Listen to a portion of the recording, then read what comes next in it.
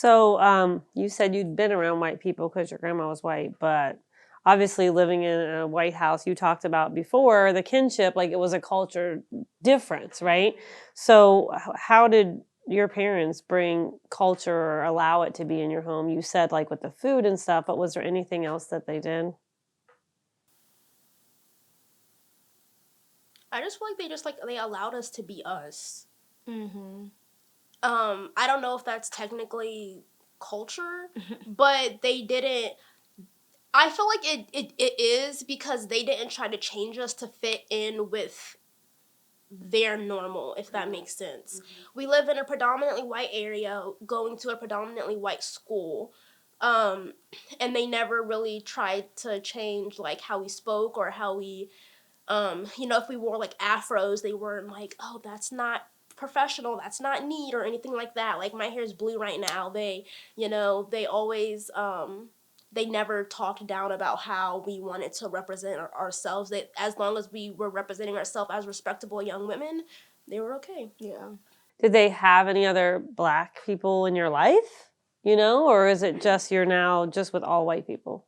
So So we have a really good friend, Chantel Oyaka, who we were talking about, who made the cookies. Mm-hmm. She has kind of been like our mentor for a long time, kind of like our, I don't know, our black mom, I guess. I guess you can say.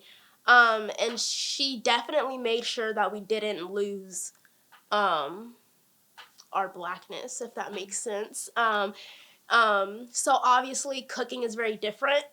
So from soul food to like food that our parents would make, she would always be like, "You guys want some greens, some ribs, some chicken, like stuff like that." If we needed help with our hair, she was always there to help us. If we just needed something to talk about that we didn't think our parents could really 100% get as a black person, she was a person to talk to, especially with like a lot of the things going on right now with like Black Lives Matter and the police brutality and et cetera, et cetera. She's always open for conversation and talking, and as well as my parents are. But I just like connecting with another black person is just like a different level. And we have black friends and stuff like that. So yeah, Do you think that's important or does that I think matter? Like if I think it's very important to especially be with. I don't want to say like be with people of your race, but that are people that are like you. Just because like that's what's comfortable. Like I guess you can be friends with like whatever is comfortable. But I feel like as a black person, I feel like it's important to have other black people around you. Well, even if the roles were switched, not even just black people. If there was a white Right. kid going to an all-black school, they're obviously gonna gravitate towards the people that look like them. You know what I mean? Or Because Asian that's or what they're Hispanic. used to. You know what I mean? Right. It's not just. It's literally anybody. It's definitely important to have those roots and like what you're comfortable with. Not saying you can't branch out and meet other people, but you're obviously gonna gravitate towards those people.